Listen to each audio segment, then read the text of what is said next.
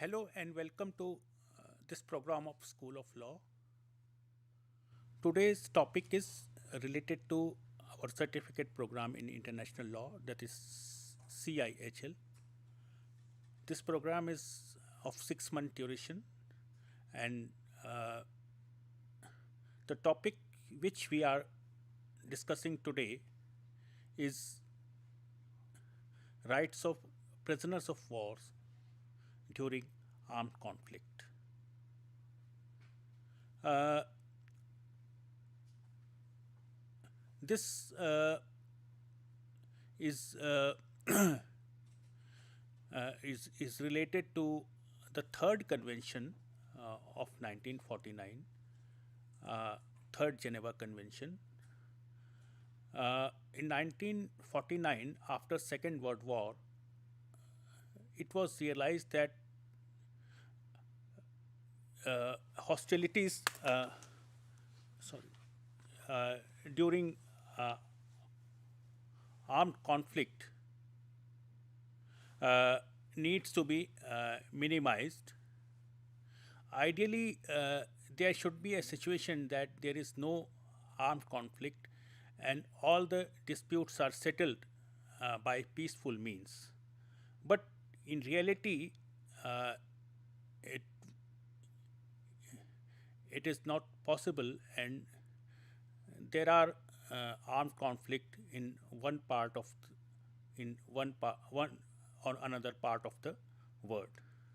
So in 1949, uh, to protect the future generation from the scourge of war, uh, to protect the humanity from the devastation which the Second World War caused to humanity, it was thought that some rules should come into force. So, the United Nations was established in 1945, and the purpose of United Nations was also to promote international peace and security. And in 1949, in Geneva, four conventions were adopted. First was related to the land warfare, second was sea warfare, third convention was on prisoners of war, and the fourth convention was related to the civilian population. So the purpose was these convention was to uh, minimize the atrocities, minimize the sufferings uh, on the people. So when we talk about the prisoner of war, the rationale behind the protection to prisoners of war is that prisoners of war are no longer engaged in hostilities. They have been captured and disarmed, and they are not in a position to do any harm to the adverse party. So now, since they are not directly involved in the hostilities, they should be given protection. So this third convention deals with this topic. However, other conventions also cover this topic, but mainly the third convention uh, talks about the rights of the prisoners of war, the rules for the protection of the prisoners of war.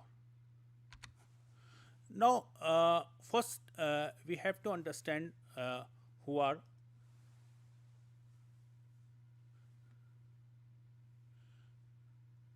uh, combatant are uh, people who are uh, the part of the armed forces.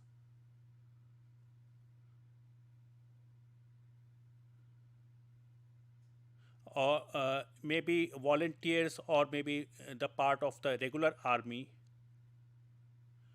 or maybe there may be situations where the conflict is of non-international nature. There are two warring factions fight of a same country are fighting with each other. So in any kind of situations where the parties are directly involved in the hostilities. So, so, so,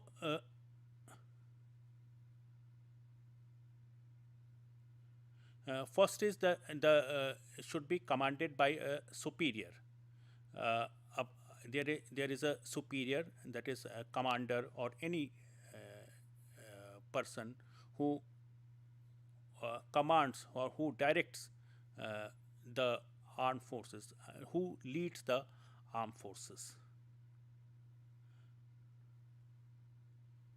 Or it is necessary that the combatant should have a distinct sign which should be recognizable. So the purpose is that the combatant can be easily identified, and the non-combatant who are not directly involved in the hostilities uh, should not be attacked. And another condition is that the person is carrying arm openly.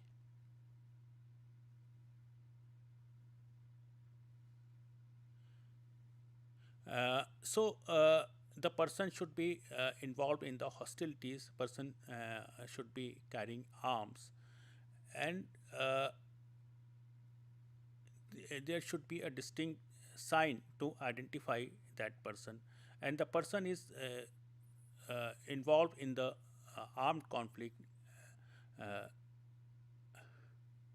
with another uh, country or another party. So now, as I mentioned, also pointed out that when we talk about the hostilities, when we talk about the provisions of any convention, any Geneva Convention, it applies to non-international armed conflicts also. So now, uh,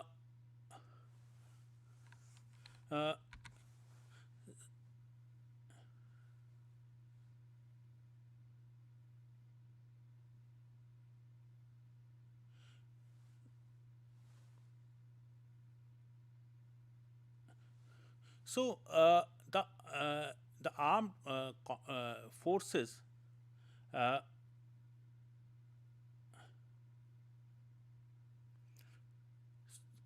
So there should be a organized armed forces under the command, under the supervision of a commander or a government or whatever name we call.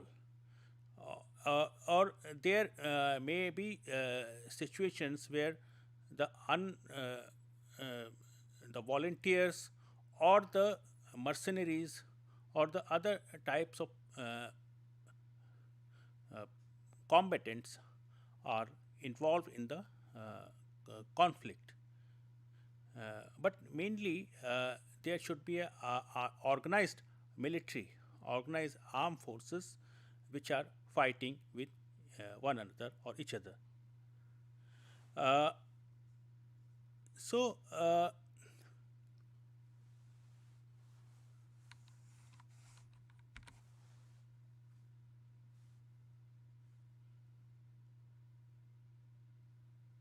so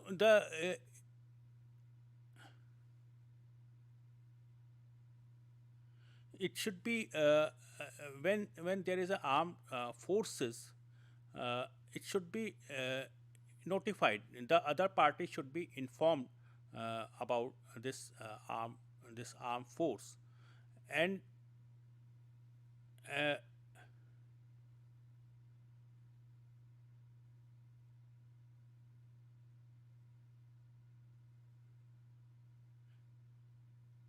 uh, This is also a condition as per this third convention, that combatants should distinguish themselves uh, so that uh, the civilian population is not subjected to any kind of attack or any kind of hostilities. So it is necessary that the combatants, the people who are directly participating in the hostilities, uh, should be distinguished from the civilian population. And it is also necessary that the uh, other people involved in the armed forces, such as medical people, people who supply the necessary goods, foods, clothing, shelter, etc., medical equipments, etc. These people should also be distinguished from the people who are directly participating in the hostilities, so that these peoples can be protected. Uh, uh, these are the conditions which should be uh, which are necessary to distinguish a combatant from non-combatant.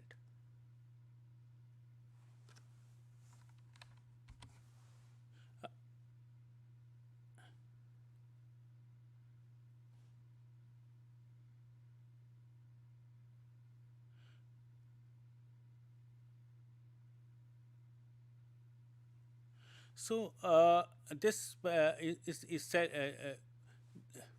So any kind of activities which involves the use of force uh, are uh, considered to be uh, ac- acts related to hostilities, and uh, the person who are not directly involved in the hostilities, whether they are civilian population or the people who are assisting the armed forces in different capacities, they should also be protected. They should not be attacked. Actually, the purpose is that uh, the hostilities should be minimized. Uh, the effect of war or armed conflict should be limited to the actual places or actual places and actual people who are directly participating in the hostilities, and other people who are not directly involved in the hostilities should be protected.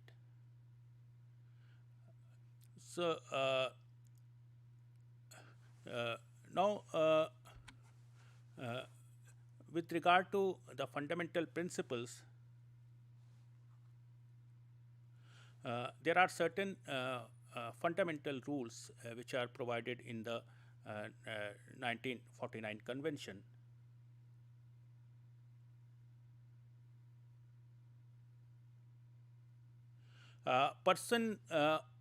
Prisoners of war should be treated humanly.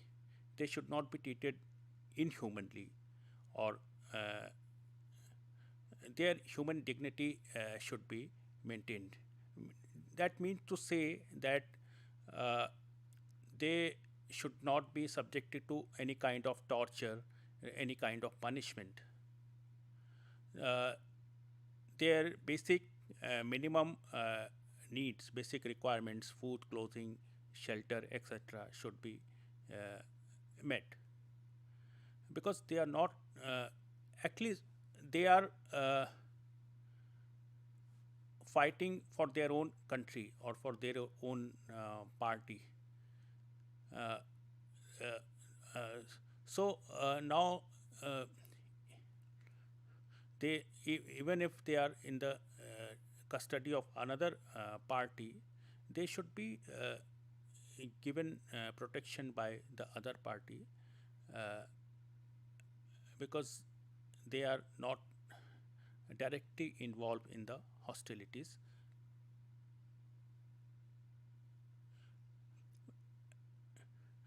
They should not be discriminated on the ground of religion, their political views, their nationality, etc., etc. So, any prisoner of war is a prisoner of war, and all the POWs, the prisoner of war, should be treated equally.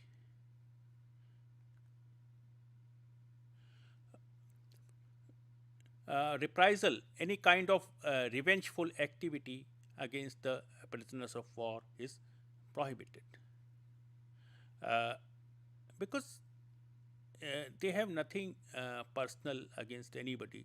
They are fighting for their own country, and uh, i- so now they are not involved in any kind of hostilities. Maybe they have involved in, maybe they have committed some acts which are prohibited by uh, IHL conventions or international law or the law of that country. But now they are not involved in any kind of hostilities.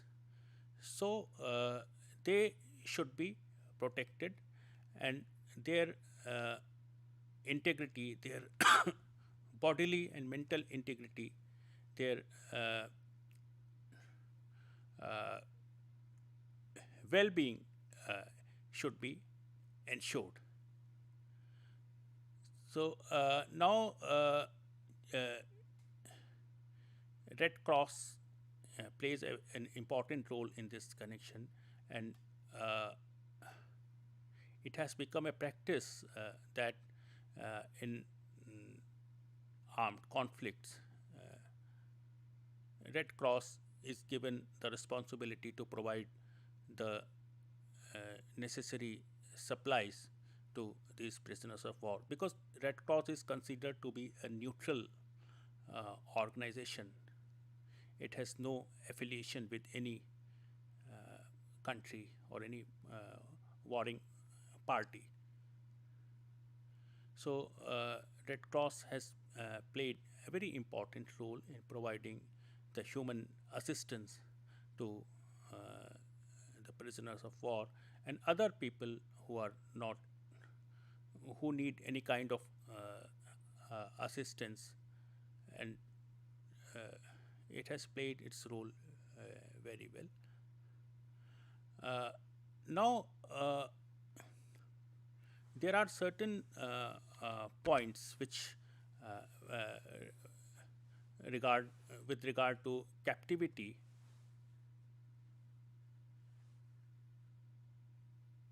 Uh,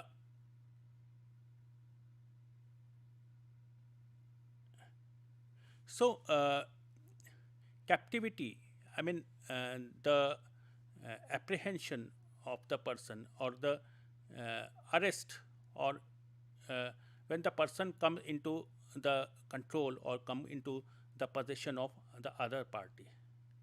So captivity begins when the person comes into the control of another party, when the person is apprehended. uh, there may be various kinds of situations, uh,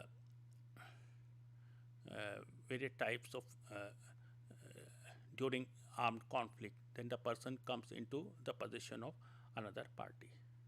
So it is the duty of uh, every warring party to treat the person humanly, to provide him the basic necessity, and uh, to ask about his badge, his name, etc.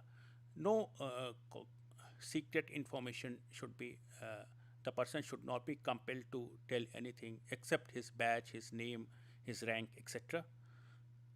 Uh, and uh, he should be kept in a place which is away from the conflict zone, so that he is not subjected to any kind of attack.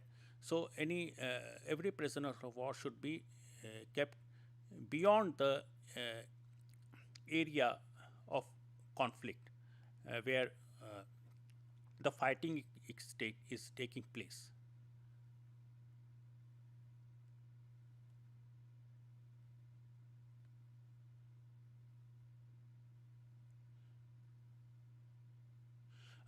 Conditions of captivity, as we have discussed, that the person should be treated with dignity. He should be provided the basic necessity. He should be treated medically. His medical needs should be met, and he can be engaged in services which are not of military nature. His, but it should be based on his preferences, his consent mainly, and there may be situations where his consent is not required, but he should be engaged in such services which are not related to military activity. And junior commissioned officer level should be provided with the supervisory functions. So uh, uh,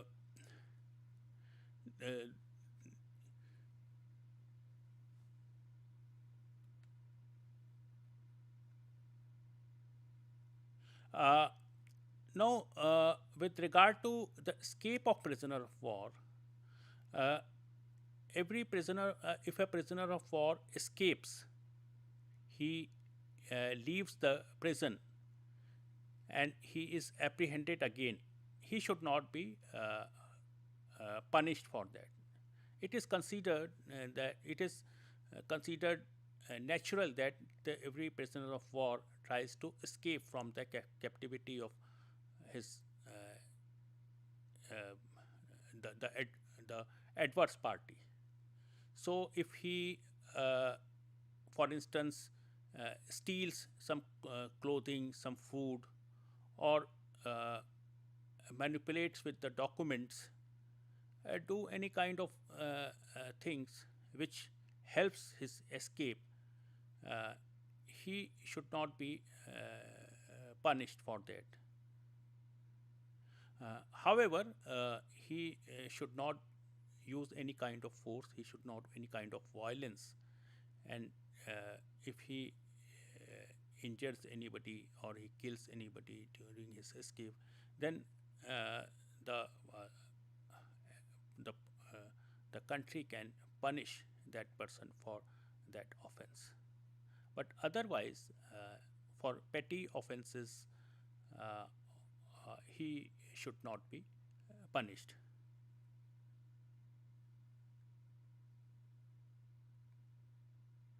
Uh, Termination of captivity. Captivity terminates uh, when the war comes to an end, or there is an agreement between the parties that the person should be released, or uh, there may be situations that the person is uh, critically ill, or uh,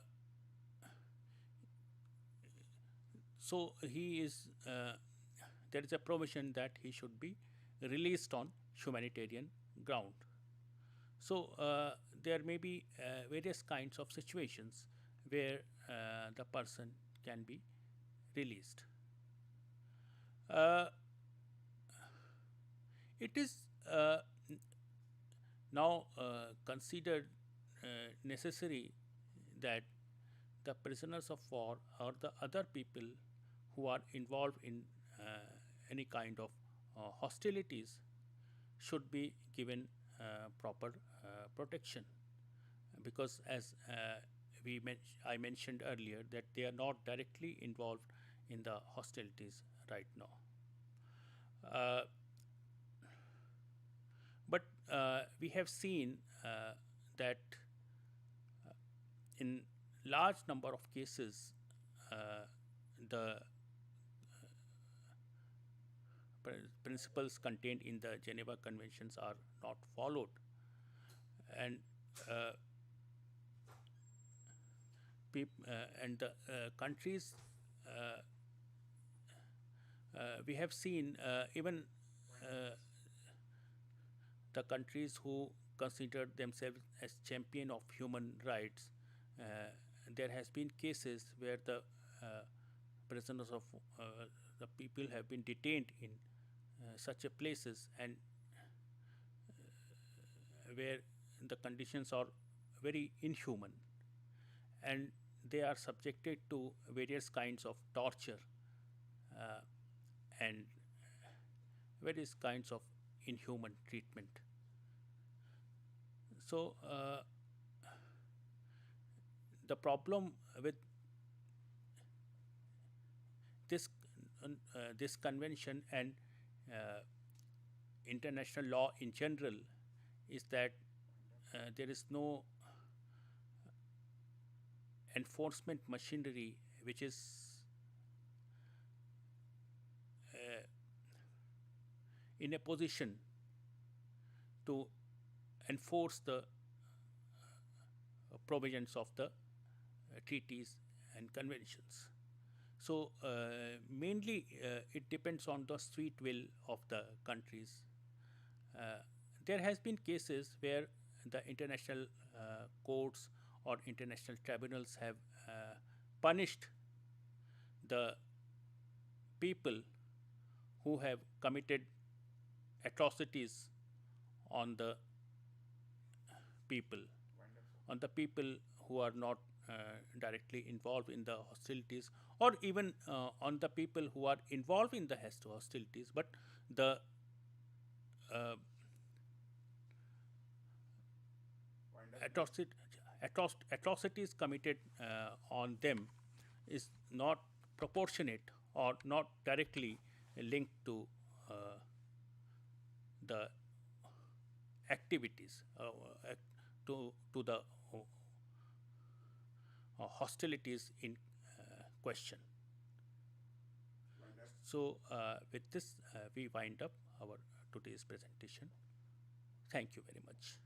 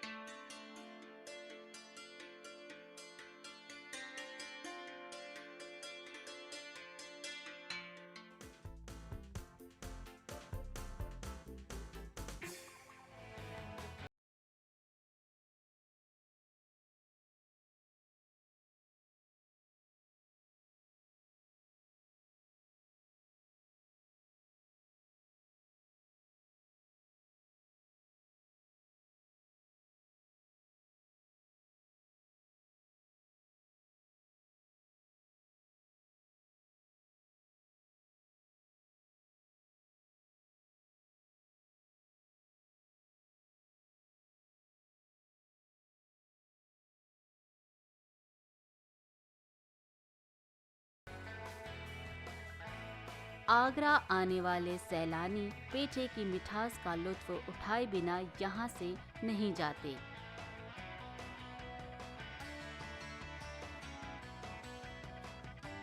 वैसे तो देश के कई दूसरे शहरों में भी पेठा बनाया जाता है, लेकिन आगरा का पेठा सबसे खास माना जाता है। आगरा में जगह जगह पेठे की दुकानें देखने को मिल जाती हैं। आगरा के पेठे की खासियत ये है कि इसे बनाने में घी या तेल का प्रयोग बिल्कुल नहीं किया जाता।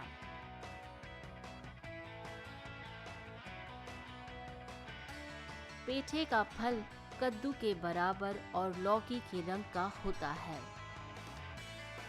पेठा कई प्रकार का बनाया जाता है। सबसे ज़्यादा सूखा पेठा बनाया जाता है। अंगूरी पेठा भी लोगों को काफ़ी पसंद आता है। अंगूरी पेठा रस में डूबा रहता है, जबकि नारियल पेठा क्रश डालकर बनाया जाता है।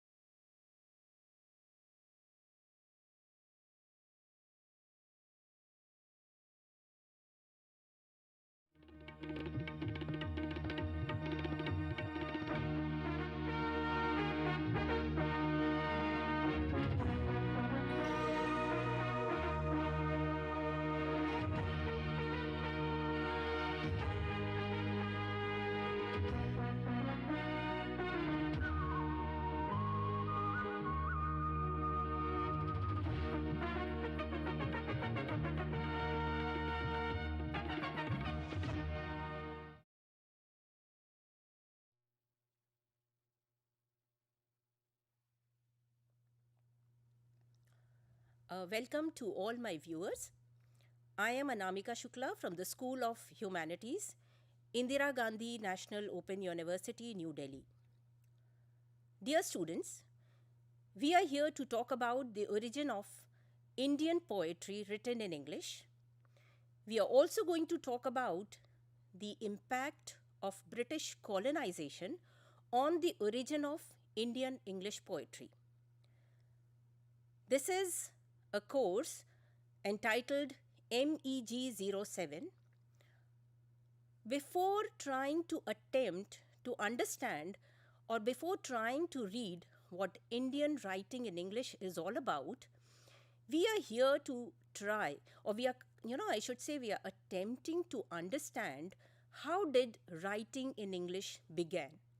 We are trying to trace the origin of Indian poetry written in English.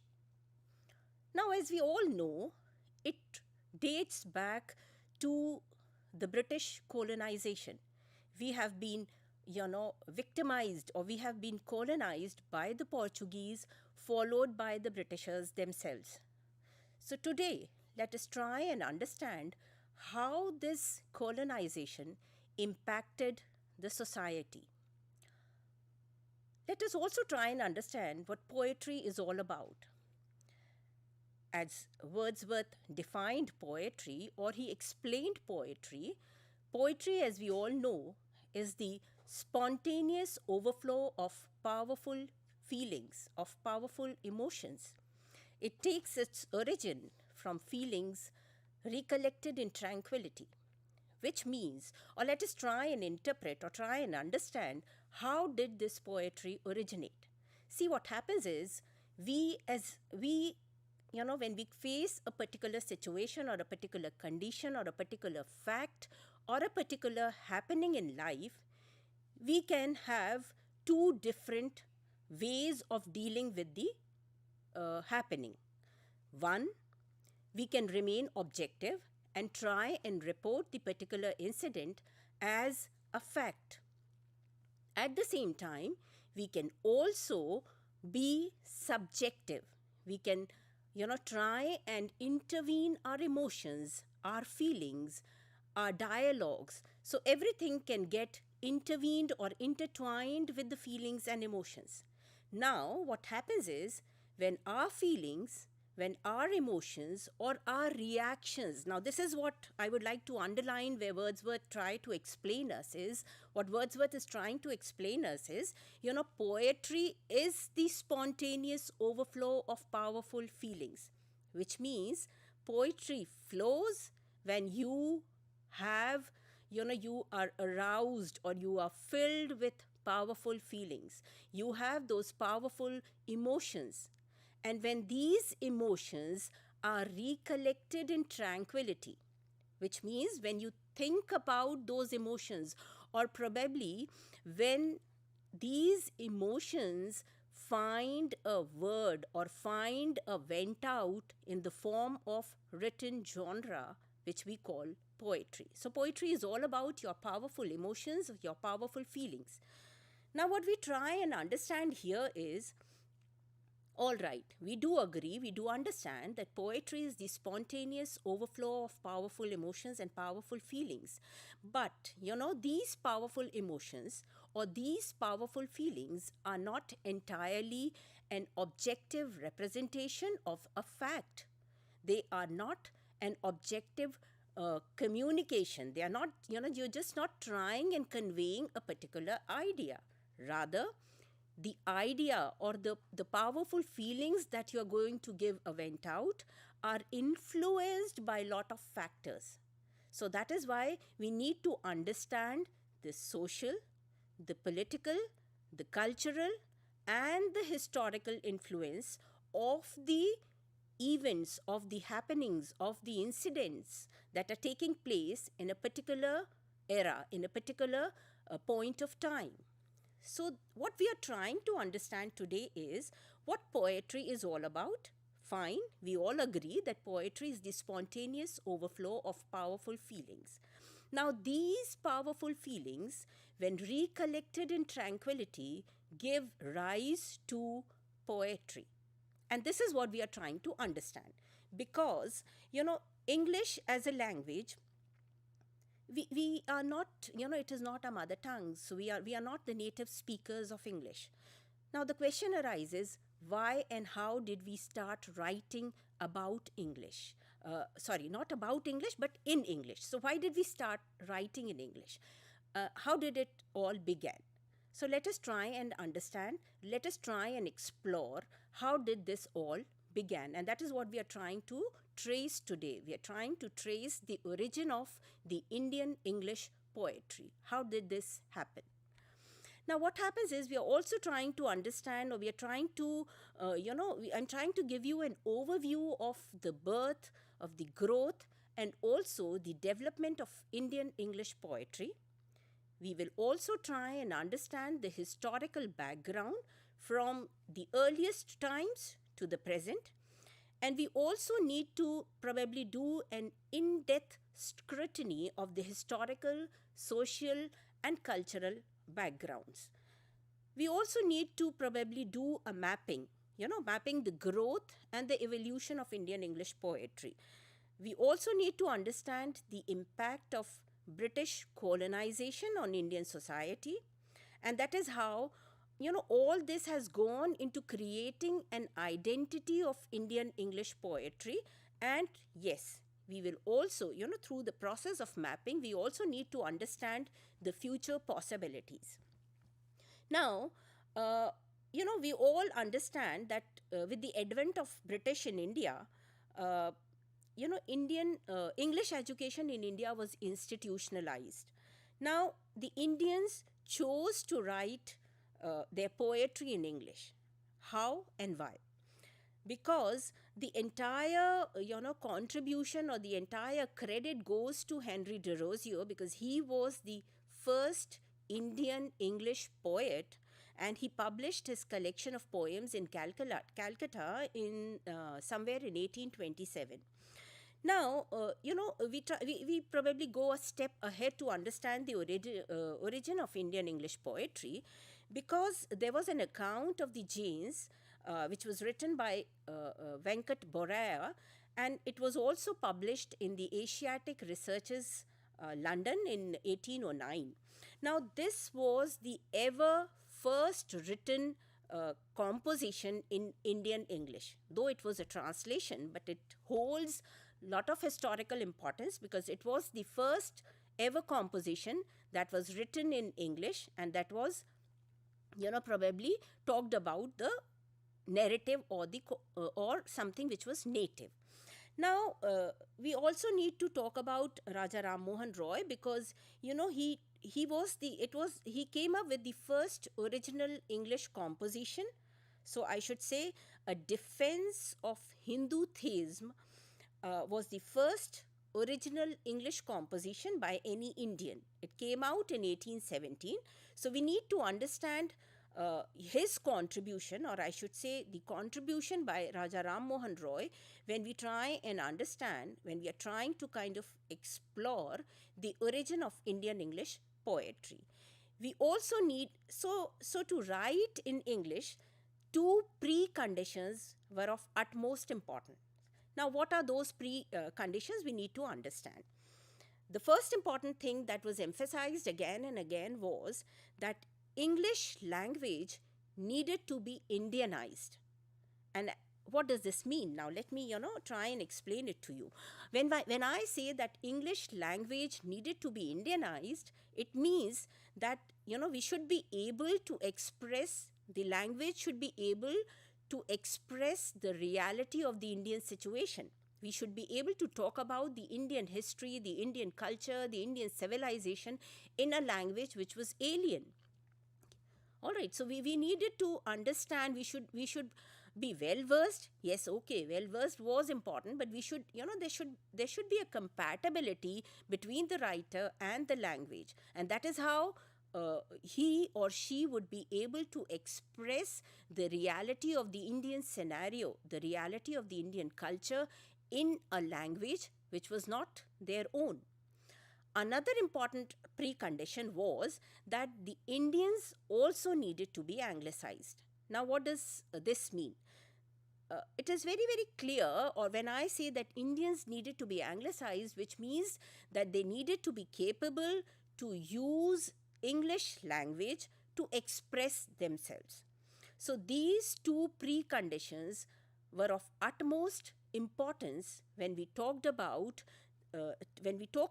writing in English. And now this is something which I'm referring to probably the 18th century. So the two conditions that were needed to be underlined or that were needed to be emphasized were, I would again repeat, that Indians needed to be anglicized, and simultaneously the English language also needed to be Indianized. Now, how did English pave its way into our country, or how did English traveled to India? A little understanding of the history. As we all know, Vasco da Gama landed in Kerala in somewhere in 1498. Trade routes to India opened up, and this is how several Indian words traveled. They made their way into Portuguese and then into English. Now, English also paved its way its way into India towards the end of the 18th century, because what happened was, now there was a drastic change, there was a major change, and the change was that the East India Company, the transition, I should say, of East India Company from being a marginal trade entity, it converted into an empire. It did not confine itself to being a trade entity. It wanted to rule the country, and therefore the use of English language to express Indian themes and Indian subject matter began. So, this major change in the role of East India Company plays an important role, or had an important role or character. It played an important element. It was an important element in the paving of way, or this is how English paved its way into the Indian territory. Another important event that took place in history was the Battle of Plassey, which dates back somewhere in 1757, because we can call it a turning point in the early colonial history. What happened was, British government got virtual control over Bengal. It overtook the revenue administration. So a need was felt to understand and systematically study the land records and other official documents. Now this need arose. What happened was, and because of this need, simultaneously what happened was, there was a rise in the British Orientalist scholarship, because they wanted to try and understand the rich Indian culture, the rich Indian civilization, the rich Indian tradition. So a dire need was felt to understand the rich Indian culture and civilization. They wanted to explore the ancient Indian culture. So all this gave rise to the British Orientalist scholarship. I would like to, talk about probably a minute or so about the British Orientalists who played a crucial role in bringing this transition. We can talk about Sir William Jones, who founded the Asiatic Society. He translated Kalidasa's Shakuntala in 1789, and he also demonstrated a remarkable similarity between the Indian and the European languages. So this was a major contribution by Sir William Jones. Another important contribution was, what happened was, they tried and contributed a lot. So we can call them as, they kind of paved a way for the Indian English poetry, because what was happening was, the Anglicization of the Indians was going on. So it was an ongoing process. It also gave, rise to British power in India. So it grew with the rise of British power in India. As the British power was, the Britishers were becoming powerful, the Anglicization of Indians was also happening. So, simultaneously, a lot of things were going on. I would also like to make a mention of Warren Hastings here, because, he also contributed a lot in bringing about the traditional scholarship of India. He was the Governor General of Bengal, and he founded the Calcutta Madrasa in 1781. He also encouraged the teaching of the Arabic and the Persian. So this primarily, we can say, was a British contribution. We also need to talk about Jonathan Duncan, because he started the Sanskrit College in Banaras. He also promoted and favored the native education in the classical languages of India. So, all these contributed in bringing about the traditional scholarship in India. It came into limelight. It was much talked and spoken about. So this is how, and there was an untalked about, or a very fine line that divided the conflict between the conservatives and the liberals. So the conservatives were losing power towards the liberals. Edmund Burke, you must have heard about him. He was a conservative, and probably he had primarily very high opinion for Indian civilization as compared to Macaulay. The utilitarian ideas were becoming more and more prominent. The conservatives were kind of paving way for the liberals. So these are certain important features or certain important characters which we need to understand, because they kind of contributed in paving a way for the origin of the Indian English poetry. And then comes the dawn of 19th century, because it is in the 19th century when there was a rise in the evangelical movement, and this movement primarily aimed at spreading Christianity. It also aimed at revamping the Indian civilization. So, you know, and then all this is kind of minuted in the famous minute of Macaulay, because there was a tussle between the Orientalists and the other Anglicists. So it marked the beginning of English education in India. The British Parliament had kind of passed an act which talked about the revival and promotion of literature, and they also aimed at encouraging the learned natives of the country.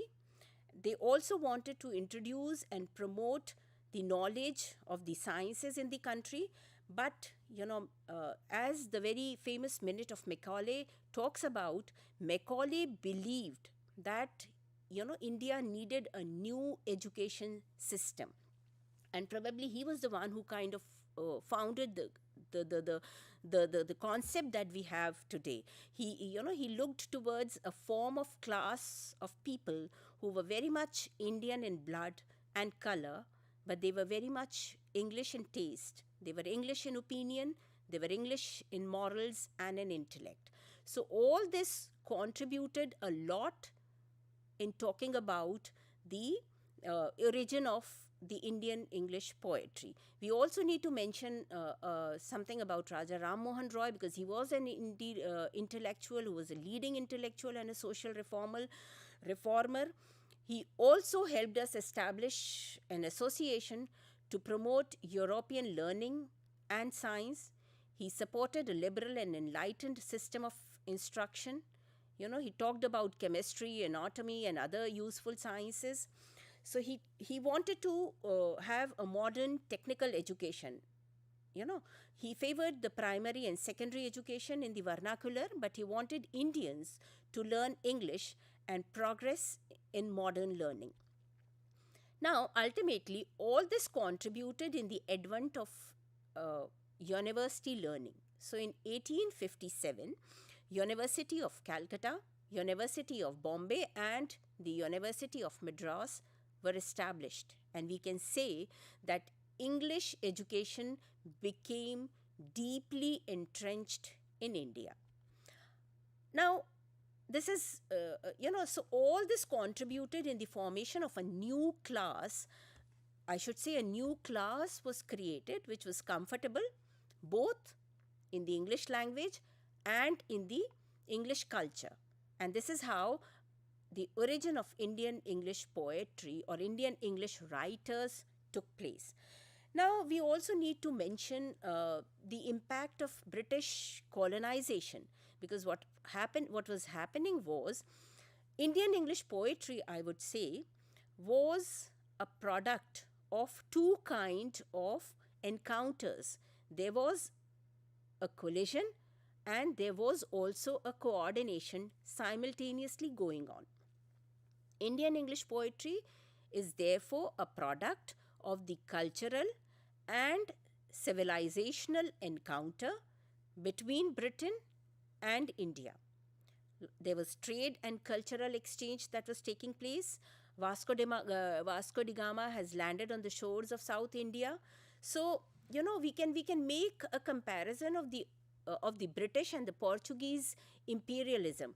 Now, when we try and understand the two imperialism or the two different invasions that India had faced, Indians responded to the two in a very different manner, because Indian response to British and Indian response to Portuguese imperialism culminated in the formation of a society, culminated in the formation of the natives who kind of paved way away from the traditional culture. So, the Portuguese invention was a very traditional form of imperialism.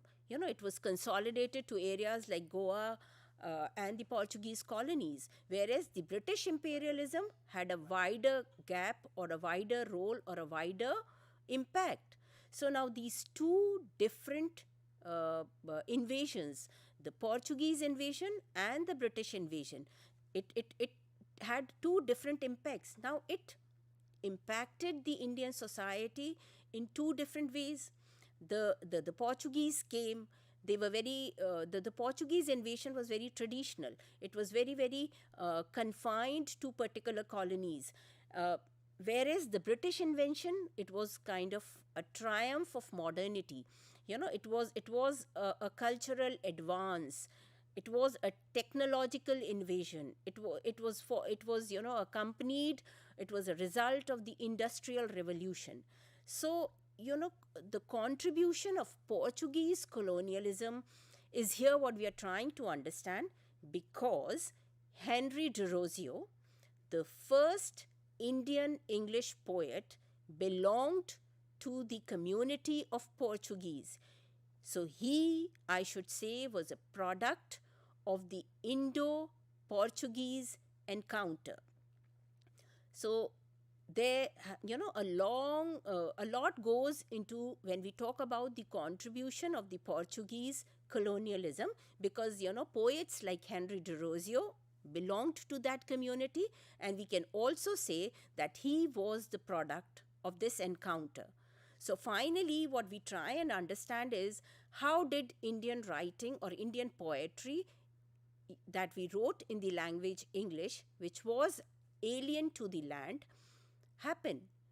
Because we were invaded by the Portuguese simultaneously, or slowly after that we were invaded by the Britishers. They impacted our culture, they impacted our society, they impacted our civilization.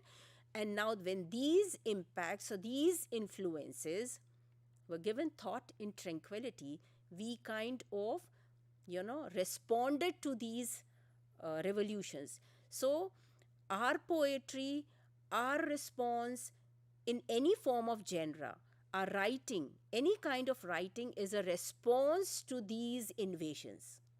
So primarily the Britishers or the Portuguese, they were responsible to give rise, because we wanted to express our feelings and emotions in a language, in their language, and we kind of adapted it, learned it, mastered it, and expressed our emotions, our feelings, and our reactions to their invasions in a language which was not ours.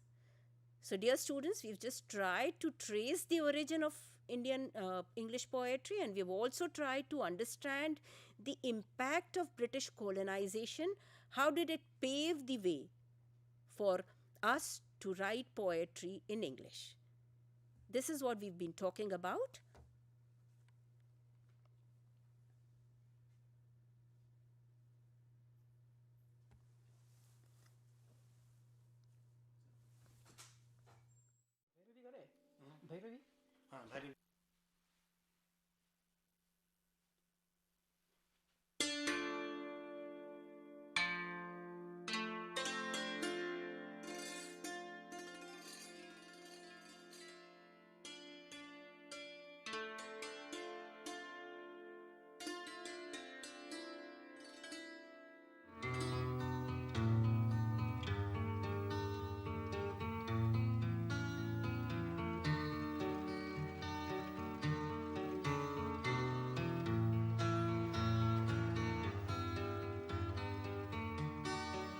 Taj Mahal की तरह आगरा का किला भी विश्व सांस्कृतिक धरोहरों में से एक है।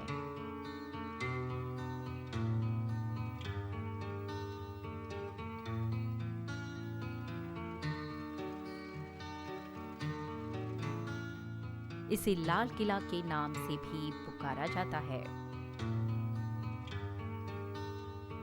इस किले को मुगल सम्राट अकबर ने सन 1565 में बनवाया था। किले को बनने में करीब 7 साल का वक्त लगा।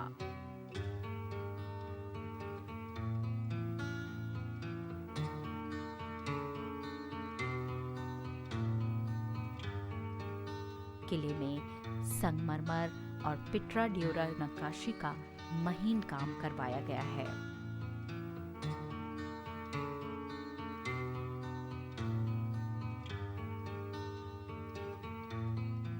आगरे के किले में मोती मस्जिद, दीवान आम, दीवाने खास, जहांगीर महल,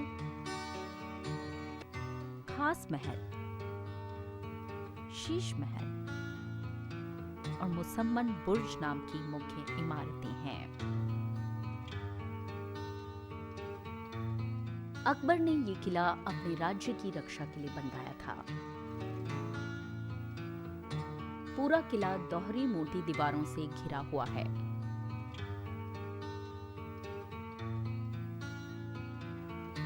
बाहर की दीवार 40 फीट ऊंची है और अंदर की 70 फीट। आगरा का किला 2 बड़ी खाइयों से घिरा था।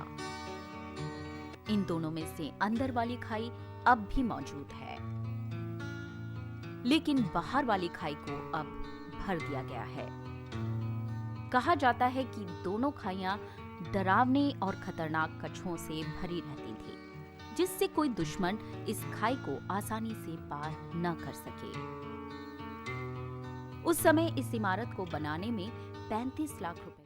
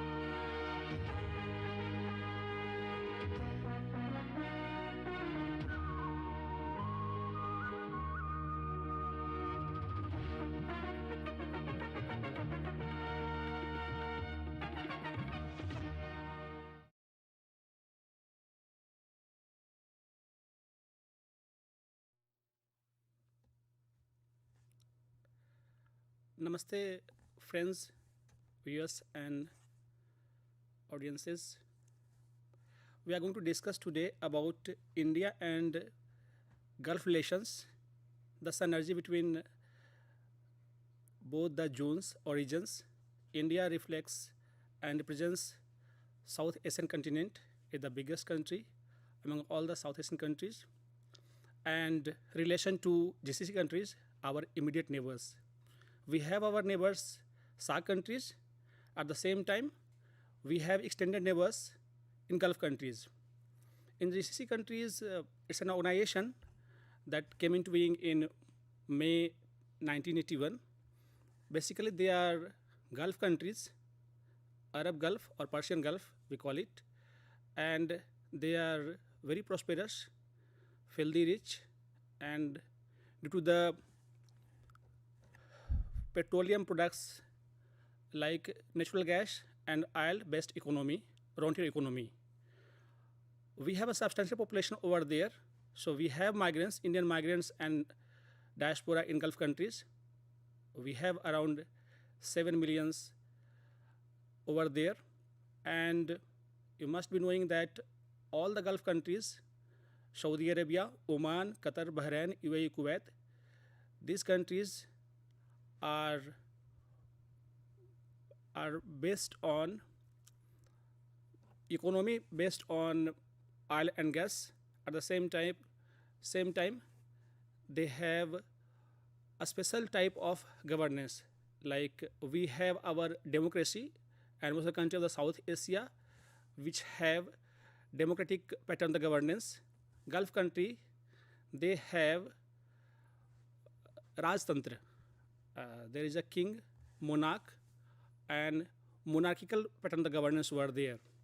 So, friends, we will discuss about the relation of India to our immediate neighbors, GCC states.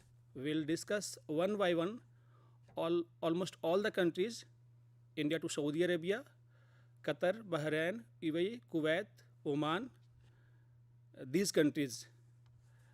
We have a very amicable and friendly relation with all the countries that has a great boost or uprising after the new government. We have relation due to 5-6 factors. Like we have Indian migrants over there, substantial in number. We have around 7 million Indians over there. Second, rentier economy, and there is no taxation because there is no representation in the government. So people go over there, earn, and our Indians, they send money back to their home, and almost from all the states, migrants over there in the Gulf countries, especially the people from South India, Kerala, Tamil Nadu, Andhra Pradesh, and from the North India, we have substantial population who are in Gulf from UP, Bihar, and some northeast country states also. We have a very strong commercial and financial relations also. At the same time, our country is a secular country which has a population substantial minorities, Muslims, and among the Gulf countries, Saudi Arabia, that is called the custodian of Islam, Holy Mosque is there, Makkah, Medina.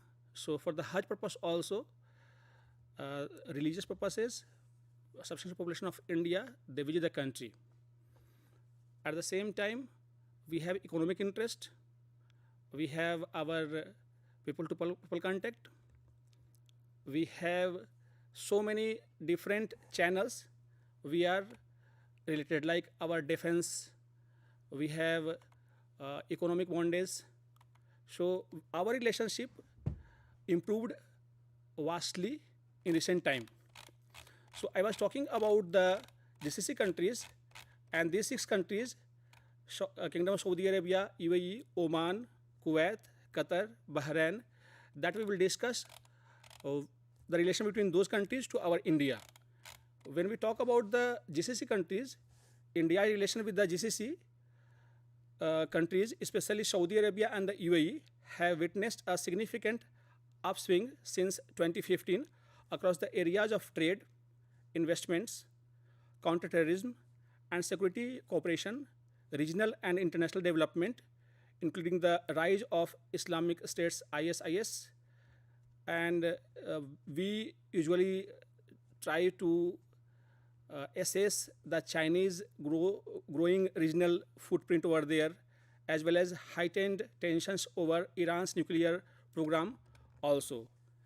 So the GCC as a collective entity has tremendous significance for India. The GCC immediate neighborhood of India, separated only by the Arabian Sea, as a group of the GCC state, has been increasingly determining the economic, political, and security policies of the member states. The GCC countries are moving ahead rapidly with their economic integration and efforts. The GCC has emerged as a major trading partner of India. It has vast potential as India's investment partner for the future. The GCC substantial oil and gas reserves are of utmost importance for India energy security purpose also. The GCC countries are collectively host to a large Indian expatriate community. In a nutshell, the GCC offers tremendous potential for cooperation in the trade, investment, energy, manpower, and different purposes also. So we will discuss one by one, like our economic and commercial relations.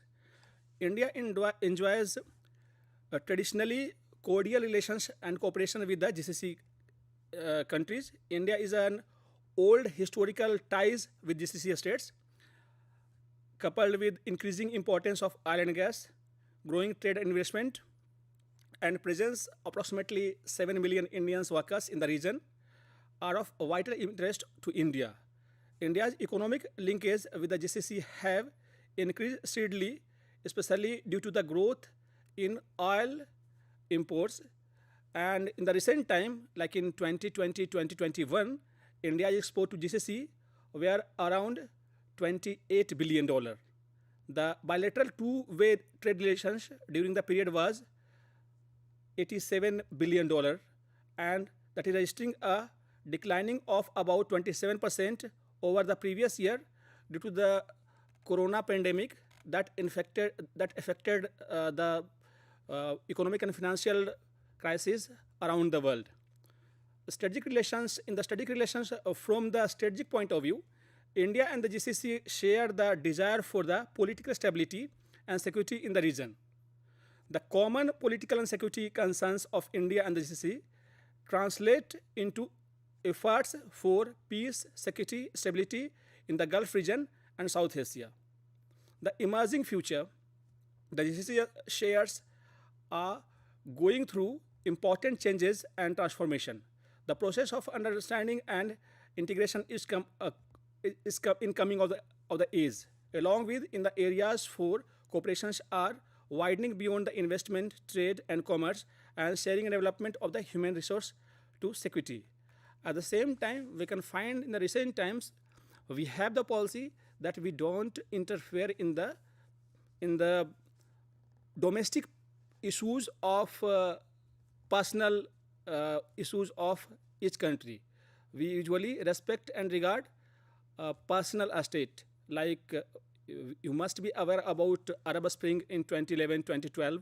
Those days, India didn't interfere in the Gulf. At the same time, in the domestic issues like issue of Jammu and Kashmir, like abrogation of 320 and 35A, and become an UT, Jammu and Kashmir and Ladakh. That was an issue during 1990s, but it's amicably resolved. And India and this part of UT are integral part of India, and we don't find any type of problems with Gulf countries. Earlier, our immediate neighbor Pakistan was always raising the issue of Kashmir in IOC, but now there is no any type of problem on our territorial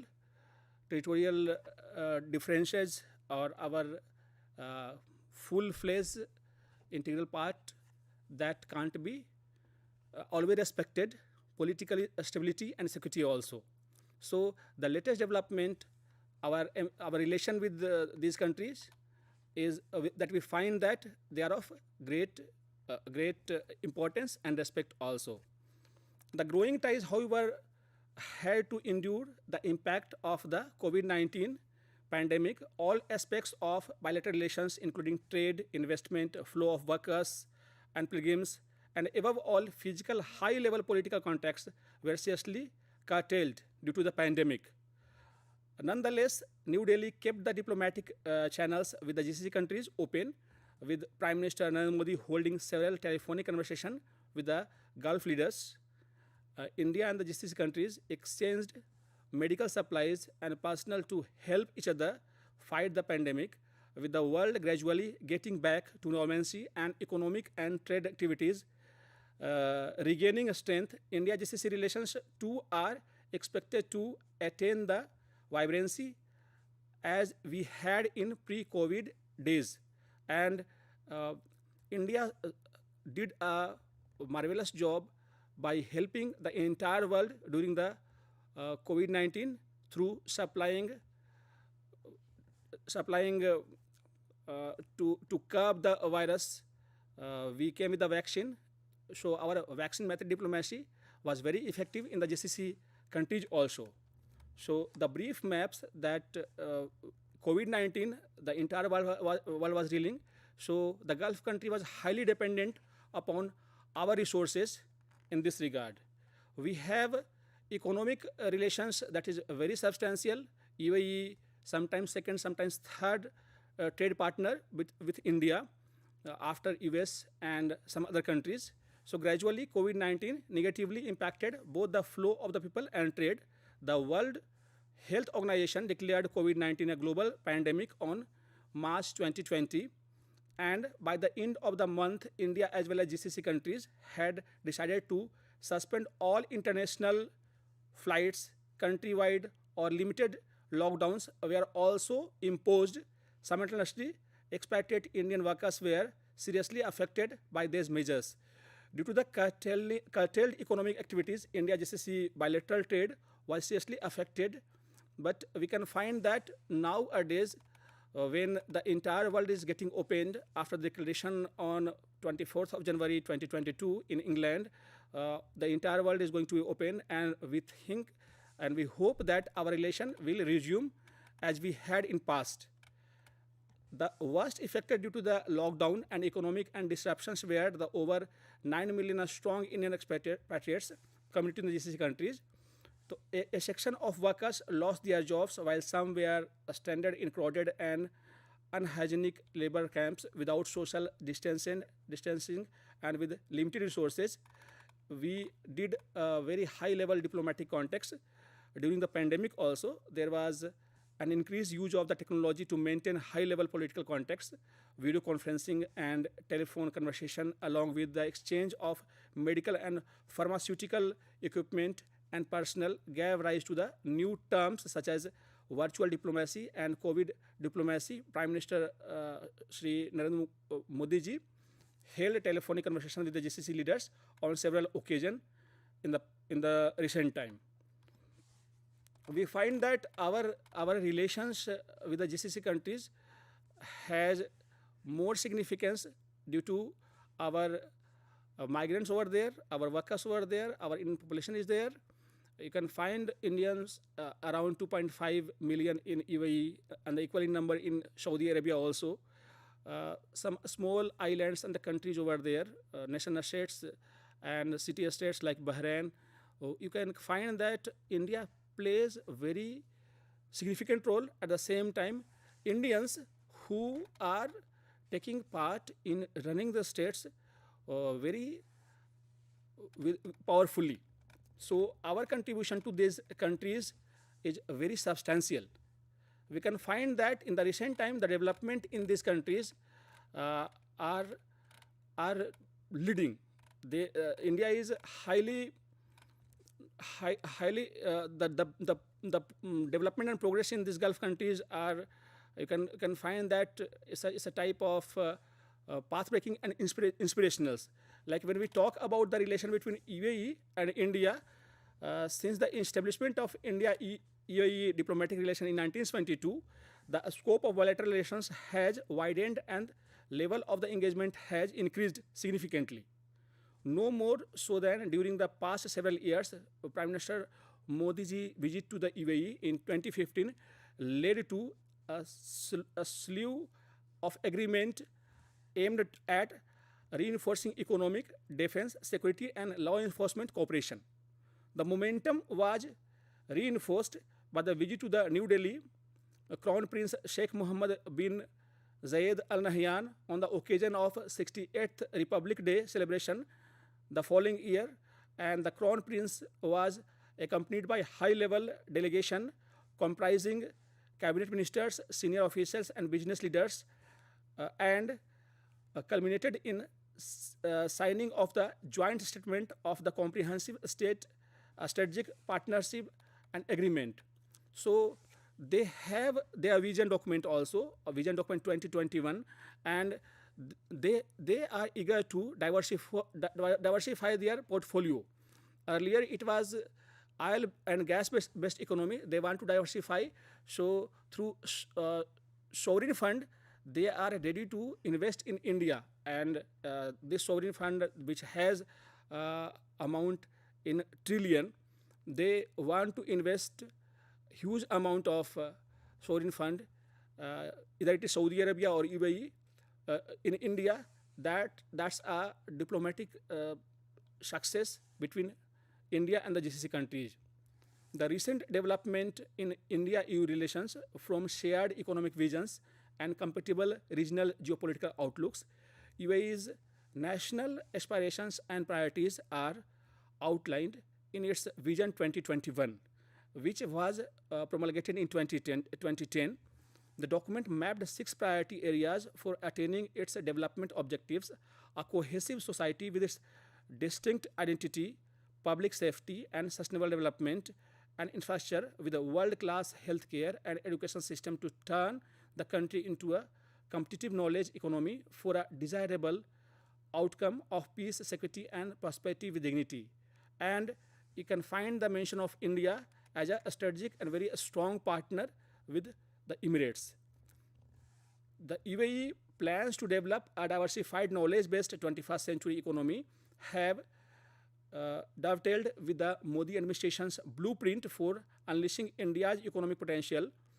The promotion of economic engagement in a vital component of foreign policy of the Modi government. The neighborhood and extended neighborhood policies form the bedrock of the Modi administration's efforts to pursue this engagement. India's relation with the UAE form the pivotal role of the policy in the region. So, recent progress in the development of the India and UAE relations stems also from the broadly compatible geopolitical outlooks and shared security concerns. Both sides recognize that the security of the Gulf and the Indian Oceans are indivisible. They also appreciate the threat posed by non-state violent extremists to their respective interests, and they planned also for anti-terrorist or anti-establishment activities. They signed the document also to curb this type of menace.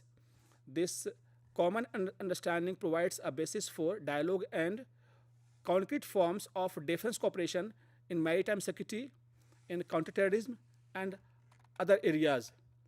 We can find that the relation between India and the GCC countries, all the Gulf countries, Saudi Arabia, Oman, Qatar, Bahrain, UAE, Kuwait, these countries, we find that since Independence Day 2020, Prime Minister Modi ji, he touted the progress that had been made in reinforcing ties across multiple domains with the countries of the West Asia.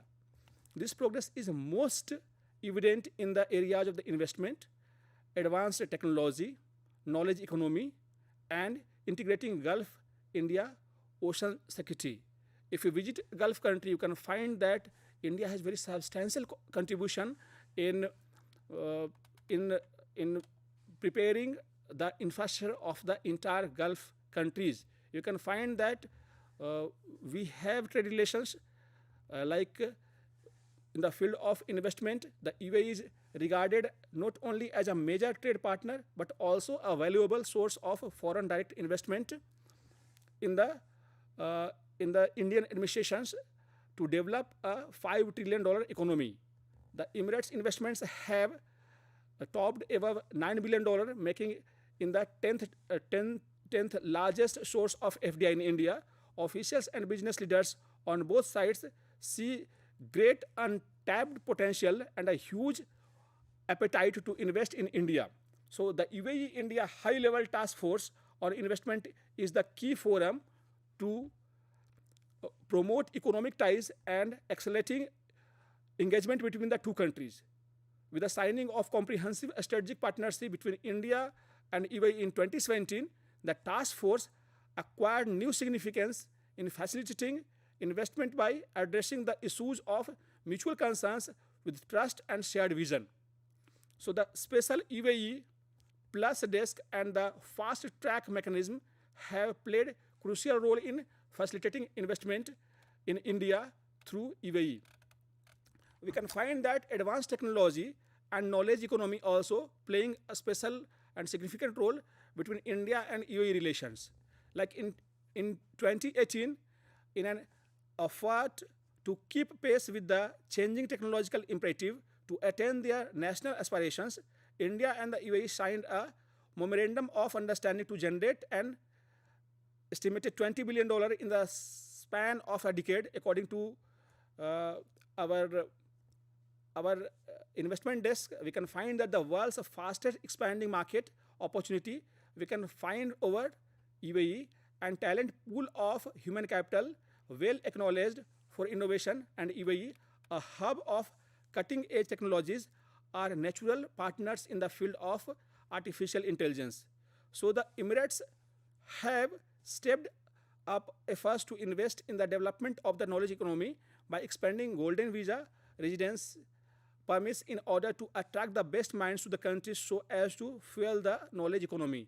And India is playing a very significant role in establishment of technological advancement in UAE. At the same time, we have a space cooperation also. We have integrating Gulf, India, ocean security also. So India-UAE relations has become a pivot of India's extended neighborhood and look west policy in the region. Shared economic visions and geopolitical outlooks have spurred the two sides to seek to expand cooperation across multiple domains, notably in investment, technology, and the knowledge economy, and defense and security. The recent signing of the Abraham Accords have created a fresh opportunity for even greater India-UAE coordination and cooperation. During his recent visit to the UAE, our Foreign Minister, Dr. or MEA, Dr.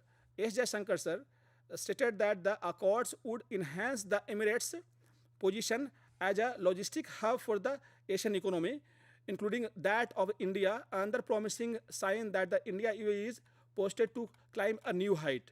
In the same manner, we can find that India has a very amicable relation with other partners also, like Saudi Arabia, Kingdom of Saudi Arabia, that is called the custodian of Holy Mosque, and our Muslim population, they have idea and they have a desire to go for offer Hajj over there, and we find in millions in number Indians visit there for offer Hajj or Umrah. We have a very good relation with almost all the countries, and we can find that our relation has enhanced in the recent time. So we can find that India and Saudi Arabia, the scope for the greater security cooperations has also came into being in the recent times. We can find that in the recent time, almost all the Gulf countries, they have dehyphenated relation with Pakistan, and we go for one-to-one relation between secular India and the Islamic countries, especially the West Asia, the Gulf countries, which has oil and gas based economy. Now they would like to diversify their economic interest. They want to diversify their oil and based economy into the other type of economy, and India is playing a very crucial role in the partnership of India and GCC countries. Thank you so much, friend, for discussing and being engaged in this lecture. And in the coming days, we will discuss more about other significant aspects like our migrants over there, our trade relations, and the role of India in the vaccine diplomacy. And we hope that the relation between India and all these countries, Saudi Arabia, Oman, Qatar, Bahrain, UAE, Kuwait, these countries will touch new highs. Thank you so much.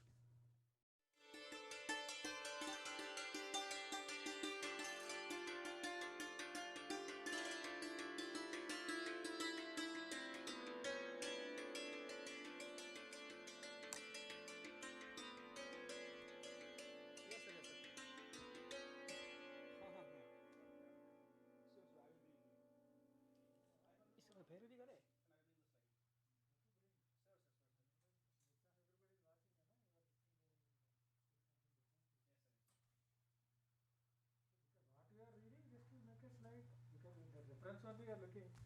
What we are reading, that we can make it a slide, we will send it to you. Yes, sir. Sure, sir.